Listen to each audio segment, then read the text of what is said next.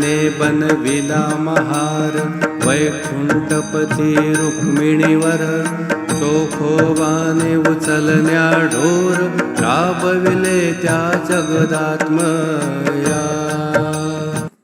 இந்த ஓவியின் பொருளாவது, தாமாஜி என்ற பக்தர் வைகுண்டத்திற்கே அதிபதியும் ருக்மிணியின் கேள்வனுமாகிய பாண்டுரங்கனையே ஒரு மகார், அதாவது தாழ்ந்த குலத்தவனாக உருவெடுக்கும்படி செய்துவிட்டார். சோக்காமேலா என்ற பக்தரோ உலகிற்கே ஆன்மாவாக திகழும் இறைவனையே தமது எருமைகளின் சடலத்தை எடுக்கும்படி செய்துவிட்டார் அன்றோ என்று ஸ்ரீ தாஸ்கனு மகராஜ் பாடுகின்றார். இது என்ன கதை என்றால், இது ஒரு நடந்த சம்பவம். தாமாஜி பந்த் அல்லது தாமாஜி பண்டிதர் என்ற மகானை பற்றி சந்த் மஹிபதி இயற்றிய பக்த விஜயத்தில் குறிப்பிடப்பட்டுள்ளது.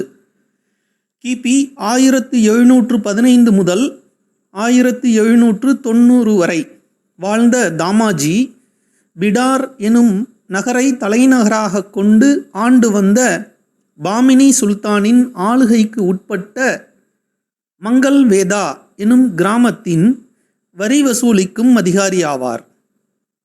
அப்போது வரியை எல்லாம் தானியமாகவோ வராகன்களாகவோ வசூலிப்பது வழக்கம். ஒரு முறை மழை பொய்த்து கடுமையான பஞ்சம் ஏற்பட்டது.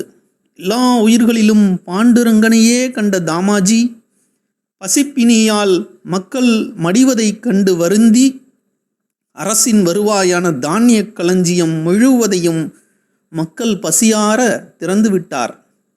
இச்செய்தி பாதுஷாவிடம் தவறாக தெரிவிக்கப்பட தாமாஜியை கைது செய்து வருமாறு தன் சேவகர்களுக்கு அந்த பாதுஷா உத்தரவிட்டார். அப்படி தாமாஜியை மங்கல்வேதாவிலிருந்து பிடாருக்கு அழைத்து வரும் வழியில் பண்டரிபுரத்தில் சேவகர்களின் அனுமதியுடன் பாண்டுரங்கனை மனமுருகி வழிபட்டார் தாமாஜி.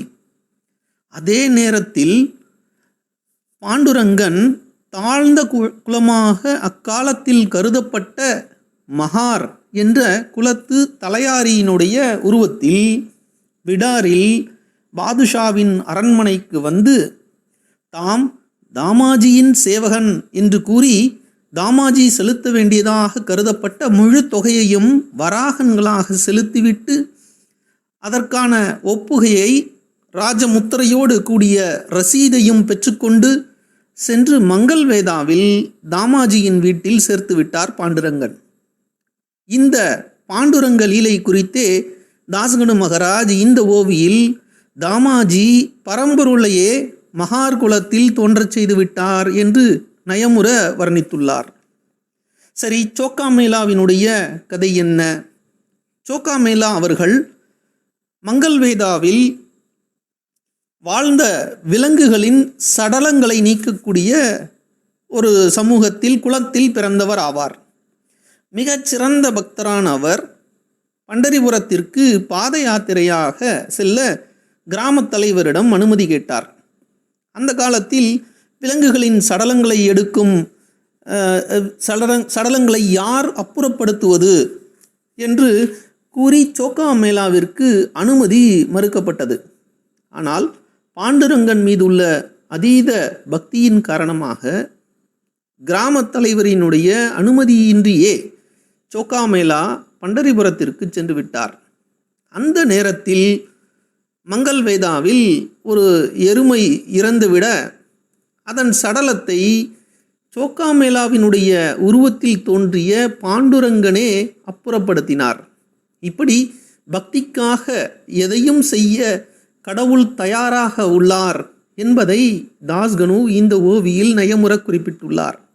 இதுதான் தாஸ்கனு குறிப்பிட்ட அந்த இரண்டாவது லீலை. அதாவது ஒரு எருமையினுடைய சடலத்தை எடுக்கக்கூடிய பாண்டுரங்கனையே அந்த மாதிரியாக அவதரிக்கக்கூடிய வல்லமை உடையவர்கள் அந்த மகான்கள் பக்தர்கள் என்பதை தாஸ்கனு மகராஜ் இங்கு சுவைபட குறிப்பிட்டுள்ளார். ஜெய் சாய்ராம்.